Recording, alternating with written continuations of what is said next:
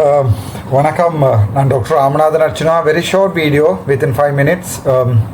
5 நிமிஷத்துக்குள்ளே என்னென்றால், இன்றைய தினம் பாராளுமன்றத்தில் பாதுகாப்பு சம்பந்தமான ஒரு சிறப்பு கமிட்டி ஒன்று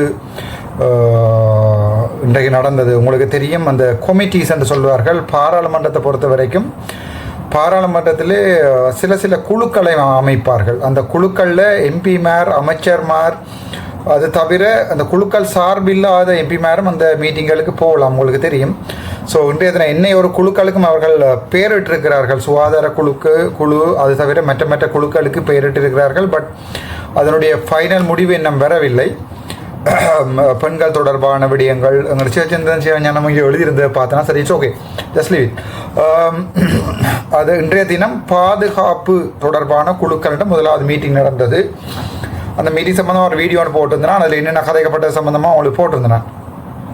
ஸோ இன்றைய தினம் அதிலே நாட்டினுடைய ஜாதிக ஆரக்ஷா என்று சொல்லுவார்கள், நாட்டினுடைய தேசிய பாதுகாப்பு, இரண்டாவது நாட்டினுடைய பொதுமக்களுடைய பாதுகாப்பு, அரசு அதிகாரிகளுடைய பாதுகாப்பு, பலதரப்பட்ட விடயங்கள் இன்றைக்கு விவாதிக்கப்பட்டது. அதிலே முக்கியமாக விவாதிக்கப்பட்டது என்னவென்றால், பாராளுமன்ற உறுப்பினர்கள்ட பாதுகாப்பு. அதன்போது நாங்கள் எங்களுடைய எம்பிமார் தங்களுக்கு பாதுகாப்பு தேவை என்று கேட்பவர்கள் ரிக்வெஸ்ட் பண்ணலாம் என்று, பிறகு சிஐடியும் போலீஸும் சேர்ந்து த்ரெட் அசஸ்மெண்ட் ஒன்றை செய்வார்கள் என்றும் அது சம்பந்தம் ஒரு வீடியோவும் போட்டிருக்கேன் நான் உங்களுக்கு ஆல்ரெடி.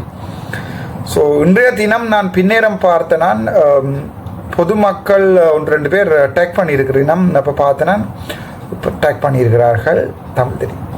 ஸோ அதில் நான் பார்த்தேன், அதில் பாராளுமன்ற உறுப்பினர்கள் அனைவருக்கும் பாதுகாப்பு கொடுக்கப்பட போகின்றது என்று சொல்லப்பட்டிருந்தது. ஸோ உண்மையான விடயம் என்னென்றால், பாராளுமன்ற உறுப்பினர்கள் அனைவருக்கும் பாதுகாப்பு கொடுக்கப்பட போவதில்லை. நீங்கள் ரிக்வெஸ்ட் பண்ணலாம், உங்களுக்கு பாதுகாப்பு தேவையா இல்லையாண்டு. அதை அரசாங்கம் பார்த்து விட்டு அதன் பிறகு உங்களுக்கு தேவையா இல்லையான்றதை அரசாங்கம் தீர்மானித்து அரசாங்கம் கொடுக்கும். இன்றைய தினம் இன்னொரு மீட்டிங் ஒன்று நடந்தது, உங்களுக்கு தெரியும். அதனுடைய படத்தை இதில் போடுகிறேன்.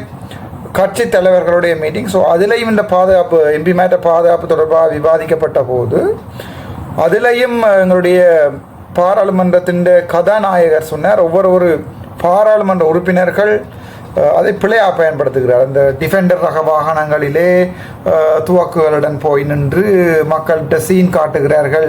எங்களுக்கு அது பொருத்தமில்லை. பட் சில சிங்கள முக்கியமாக தயாசிரி அவர்களுக்கு தான் அந்த அடி விழுந்தது. ஸோ பழமையாக அந்த படங்கள் இருக்கிறது, வீடியோ எடுக்கிறது, டிக்டாக்கில் போடுறது, இப்படி பழைய எம்பி மேரன்னு சொல்லி தான் அடி விழுந்தது. அப்போது தயாசிரி அவர்கள் என்னை பார்த்து சொன்னார், இல்லை, யாழ்ப்பாணத்தை பொறுத்த வரைக்கும் 1-2 எம்பிமாருக்கு பாதுகாப்பு தேவை என்று. எனக்கு கேட்குற மாதிரி அந்த பக்கத்தில் உள்ள ஆளுக்கு பருப்பு வேணுமென்ற மாதிரி. ஸோ அப்போது நான் சொன்னேன், எனக்கு என்ன பாதுகாக்கிறதுக்கு கையால் அடிக்கிறேன்னா நான் திருப்பி அடிக்கிறதுக்கு எனக்கு தெரியும். பட் துவக்கால சுட்டால் நல்ல கல்லால் தான் அறியலும், வேறு வழி இல்லை.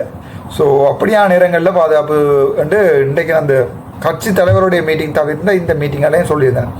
ஸோ தெளிவான ஒரு மெசேஜ் என்னென்றால், எங்களுடைய பாராளுமன்ற உறுப்பினர்கள் எல்லாருக்குமே பாதுகாப்பு கொடுக்க போகிறது இல்லை. அதே மாதிரி நான் பார்த்தேன்னா, அது பிறகு IGP, inspector general of police ஒரு ஊடக சந்திப்பு ஒன்றை மேற்கொண்டிருக்கார். ஸோ அதுலேயும் அவர்கள் என்ன சொல்லிக்கிறார்கள் சொன்னால், ரிக்வெஸ்ட் பண்ணி நாங்கள் தேவையா கொடுப்போம். ஸோ எல்லா பாராளுமன்ற உறுப்பினர்களுக்கும் பாதுகாப்பு கொடுக்குறாங்களா இல்லை. ஆனால் என்ன ஜோக்கான விடயம் என்றால், பாராளுமன்ற உறுப்பினர்களுடைய பாதுகாப்பு எடுத்துட்டு சமுடித்த என்று சொல்வார், உங்களுக்கு தெரியும், அந்த ஒரு யூடியூபர்.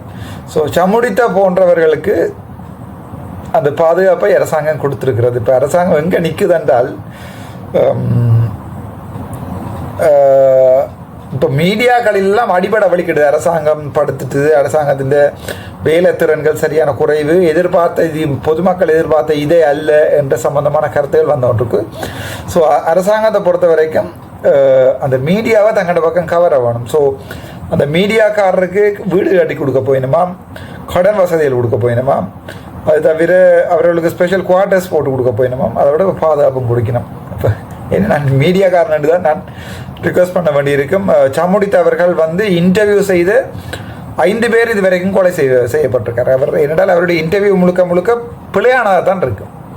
அதாவது இப்போ நான் என்னிடம் கேட்பார், நீங்கள் காலை சாப்பிட்டு விட்டீர்களா?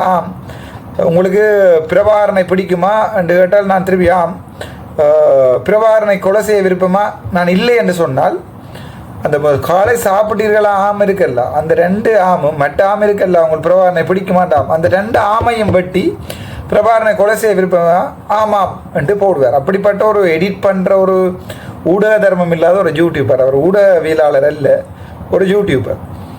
ஸோ அவருக்கு பாதுகாப்பு கொடுக்கப்பட்டிருக்கிறது, எம்பிமாருடைய பாதுகாப்பு இல்லை. அதை விட இந்த ஸ்ரீலங்கன் கிரேட் அண்ட் இருக்கிறது, இப்போ பார்த்தா தெரியும். இப்போ டிஎஸ் ஏஜிஏ எல்லாருமே ஸ்ரீலங்கன் கிரேட் 1க்குள்ள வருவினம் அல்லது 1 இல்லாமல் இருப்பினோம்.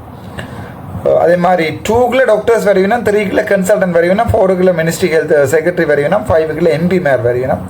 ஸோ அந்த 5 எஸ்எல் கிரேட் 5 டாப் லெவலில் இருக்கிற எம்பிமாருக்கு பாதுகாப்பு இல்லை, வாகனம் இல்லை, ஒன்றும் இல்லை, பஸ் தான் வரணும். ஆனால் எஸ்எல் 1ங்களையும் அல்லது அது கீழே இருக்கிறார்களுக்கிட்ட வாகனம் கொடுக்கணும். அப்படி எங்களுடைய அரசாங்கம் என்ன செய்கிறேன்னு தெரியாமல் செய்து கொண்டிருக்கிறன்றது என்னுடைய கணிப்பு. அது சம்பந்தமான ஆரத்தில் விவாதிப்போம். என்னுடைய பாராளுமன்ற உரை திங்கக்கிழமை இருக்கிறது. திங்கக்கிழமை காலமே 9 மணி தொடங்கினவனே இருக்குமான்னு நினைக்கிறேன். அது என்னுடைய சிறப்பு உரிமை மீறல் தரப்பானது.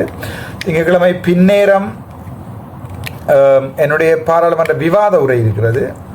அது தவிர 6, 8, 11 நினைக்கிறேன். 6, 8, 11 தேதிகளில் என்னுடைய கொமிட்டி ஸ்டேஜ் குழுக்கள் தரத்திலான முக்கியமாக சுகாதாரம், அது தவிர பெண்கள் தொடர்பானது, அது தவிர லேபர் தொடர்பானது, அந்த 3 நாட்களிலுமே எனக்கு நேரம் ஒதுக்கப்படும். 6, 8, 11 அது தவிரவும் நேரம் ஒதுக்கப்பட்டால் கதைப்பதற்கு தயாராக இருக்கிறேன். நன்றி. ஏனென்றால் சில விடயங்கள் நாங்கள் உங்களோட கதைக்கோணும். அது இன்னொரு பிரச்சனை நான் உங்களுக்கு சொல்லி ஆகணும். 5 நிமிஷம் வீடியோ மட்டும் 6 நிமிஷத்துக்கு போயிட்டு எங்களுடைய வடக்கு மாகாணத்தில் கிளிநொச்சியிலையும் அதே நேரத்தில் ஜாழ்ப்பாணத்துலேயும் டிசிசி மீட்டிங் வைக்கணும். அதுக்கு அரசாங்க எம்பிமார் 4 பேரும் விரும்பின நேரத்துக்கு ஓகேன்னு சொல்லியிருக்கணும். நானும் விரும்பின நேரத்துக்கு ஓகேன்னு சொல்லியிருக்கணும்.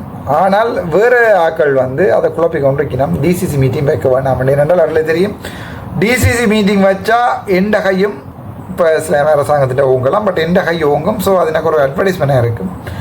ஸோ அவர்கள் பொறுத்த வரைக்கும் டிவியார எனக்கு பாதுகாப்பு இல்லை, என்னை அரெஸ்ட் பண்ண வலிக்கிறார்கள், சிங்களத்தில் கடிதம் வந்திருக்காங்க. அப்படி சின்ன ஒரு வட்டத்துக்குலாம் அரசியல் ஓடுது. அரசியலையும் உடைச்சு கொண்டு வாரன். இன்னொரு முக்கியமான விஷயம் மட்டும் தான் ஃபர்ஸ்ட்டாக சாணக்கியன் அவரோட கதைச்சேன். சந்தோஷமாக இருந்தது. சாணக்கியனோட எனக்கு தனிப்பட்ட ஒரு கோபம் இல்லை. நான் ஒரு வேறு புத்தகம் ஒன்று தேடி கொண்டு தெரிஞ்சேன். திடீர்னு போயிட்டு போடு கவர்மெண்ட் அது என்னென்றால் அந்த மேஜர் ப்ராஜெக்ட் சம்பந்தமான புத்தகம் மட்டும் நான் வீட்டை விட்டுட்டு போயிட்டேன். ஸோ அங்கே அதை ஓடிக்கொண்டு தெரியும். இப்போ சாணக்கியன் சொன்னார் என்னோட இருக்கு வாரம் தான் கூட எடுத்து பார்த்தேன், அவர்கிட்ட விரிக்கல் இப்போ கொண்டு தந்தவன். ஸோ சாணக்கியனோட இன்றைக்கு தான் என் ஃபர்ஸ்டான இந்த லவ்வரோட கதைக்கிற மாதிரி ஃபர்ஸ்டான ஒரு சாணக்கியன் எப்படி இருப்பீங்களா. அது தவிர சில எக்ஸ்ப்ளனேஷன் அவரோட கதை 2 minutes கன்வர்சேஷன் நாட் பேட். நாங்கள் தொடர்ந்து பயணிப்போம் என்று ஜோதிச்சு நாங்கள் பார்ப்போம். என்ன 2 யோசிப்போம். சில நேரங்களில் எல்லா தமிழ் அரசியல்வாதியும் உண்டா குரல் கொடுத்தால் என்பிபியில் யாருக்கும் வெல்றது கஷ்டம் வடக்கு கிழக்கில். ஆனால் அந்த எல்லாத்துக்கு கொண்டாடிக்கிற அளவுக்கு எங்களுக்கு மென்டாலிட்டி இல்லை. சைக்கிள் தனியாக ஓடுது, வீடு தனியாக ஓடுது, காடு தனியாக ஓடுது, ஊசி தனியாக ஓடுது, ஓடாதெல்லாம் சேராமல் ஓடுது. அதான் உண்மை. நீங்கள் என்ன நினைக்கிறீங்கள் ஒண்டா சேர்ந்து வேலைகிறத பற்றி? இப்போ ஒரு கட்சியில் போய் இது எலெக்ஷன் கேட்குறதல்ல, ஒண்டா ஒரு மித்த குரலாக ஒரு திருப்பியும் ஒரு தமிழ் தேசிய கூட்டமைப்பு மாதிரி ஒன்றை கட்டியெழுப்பு சம்பந்தமாக நீங்கள் என்ன நினைக்கிறீர்கள்? நான் நினைக்கிறேன் அப்படி ஒன்றை அவர்கள் அழைத்தால் நான் போவேன் என்று. அது சம்பந்தமாக நாங்கள் ஆறுதலாக விவாதிப்போம். நன்றி, வணக்கம். டாக்டர் ராமநாதன்.